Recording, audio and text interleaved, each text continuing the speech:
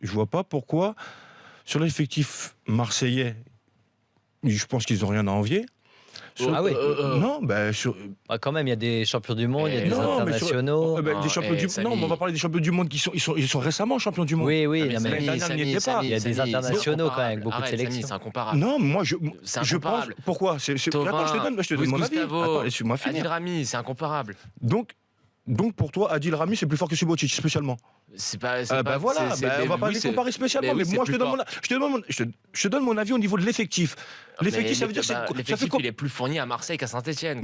Pour moi, laisse-moi finir, ces joueurs-là qui sont quand même expérimentés en Ligue 1, comme Romain Amouma, comme Perrin, des Tanan, qui sont de très bons joueurs. Non, ce que je suis en train de dire, c'est qu'au bout d'un moment, ça fait combien de temps que ce groupe évolue ensemble? Là, ils ont à la tête un Jean-Louis Gasset extrêmement connaisseur Ça, c'est vrai. de la Ligue 1. Ça, c'est vrai. Il sait sublimer ses joueurs, il sait les rendre meilleurs qu'ils ne sont à tous les points de vue.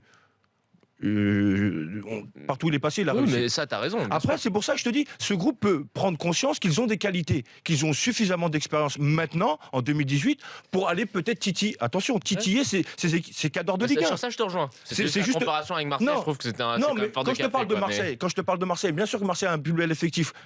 Marseille a plus de moyens aussi, et les joueurs vont plus facilement à Marseille qu'à Saint-Etienne, on est d'accord. Après, sur le point de vue effectif, c'est le groupe en lui-même. Je te parle pas des joueurs un tel et un tel sont plus forts.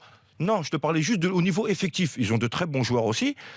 Et je pense qu'au bout d'un moment, ces joueurs-là peuvent prendre conscience qu'avec le public qu'ils ont Saint-Etienne, le centre de formation qui fournit encore quelques joueurs, je pense que si comme on en parlait tout à l'heure, Monsieur Gasset a tapé du poing sur la table pour avoir ses recrues, c'est pourquoi il a besoin de ses recrues aussi.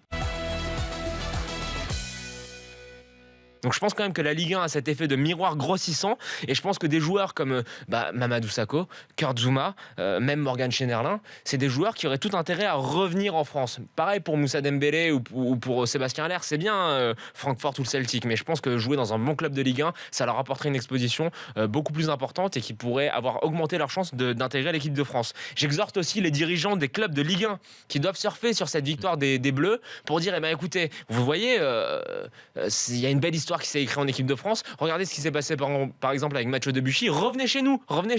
Ça nous fera du bien à la Ligue 1, ça fera du bien à nos clubs et ça fera du bien à ces joueurs. Donc à mon avis, je pense que vraiment Deschamps, par la force des choses, par l'âge de certains joueurs, il va renouveler un petit peu son équipe. Je pense qu'aussi c'est dans sa philosophie de vouloir renouveler ce groupe qui a gagné.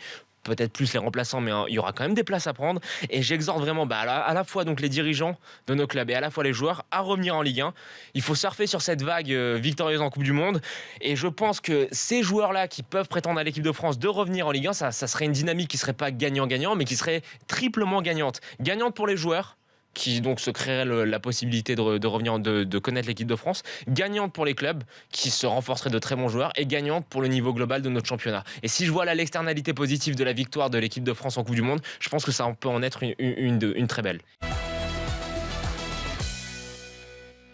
Très franchement, peu importe le système, ce qui compte avant tout, c'est l'intention et le style de jeu. Ah non, je suis pas d'accord avec toi. Peu importe le système, on peut pas dire peu importe le système. Tu vas voir. Ouais. Ce qui compte, premièrement, c'est l'intention et le style de jeu que Tourelle veut mettre en place. Ouais. On en voit même sur ces matchs amicaux, on commence à sentir ce qu'il veut mettre en place. Une équipe qui est très forte au pressing, qui va très vite de l'avant, qui est très agressive sur le porteur. Après, c'est les joueurs qui vont mettre l'animation. Hein. Ça, on est d'accord, quel que soit le système. On est d'accord. Il y a une chose qui me plaît dans cette défense à 3, parce qu'au final, ce qui compte dans ce qui fait cette caractéristique-là, c'est la défense à 3, c'est qu'il y a deux latéraux qui, à mon sens, vont bénéficier de ce système-là, Kurzawa et Meunier, qui, à mon sens, seront meilleurs dans une défense à 5, appelons-la comme on veut. Surtout pour Kurzawa, c'est parfait. Ce sera mieux que dans une défense à 4 à plat. Et je pense surtout et Meunier qui a brillé avec la Belgique dans ce système. Thiago Silva, que j'ai beaucoup critiqué, moi, je pense que c'est le joueur idéal pour jouer dans une défense à 3, pour jouer ce rôle de voltigeur, tu sais, le mec vraiment libéraux, entouré de costauds, où il va pouvoir vraiment faire parler sa qualité de relance et son jeu long et son jeu court, sa qualité de passe. Donc non, je suis très content de le voir comme ça. En plus, quand on regarde cette composition d'équipe possible, Thiago Silva, à côté de lui, il y a un Marquinhos qui sait aussi jouer à droite. Ouais. Enfin, il a déjà joué arrière droit. Kimpembe a déjà joué arrière gauche. Un vrai gaucher. On a l'impression quand même que les trois pourraient bien s'entendre dans ce système-là, complémentaire, avec des pistons Meunier et Kurzawa sur les côtés. Et puis il y a aussi quelque chose. Ça évite de parler de la sentinelle.